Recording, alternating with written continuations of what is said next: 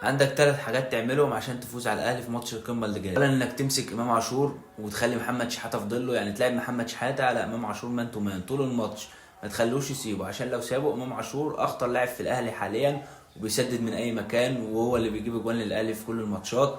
فلازم مسكت امام عاشور يبقى انت خليتهم يفقدوا اهم لاعب عندهم، يبقى انت قفلت على امام عاشور ان هو يسدد يشوط يروح على الجون كتير.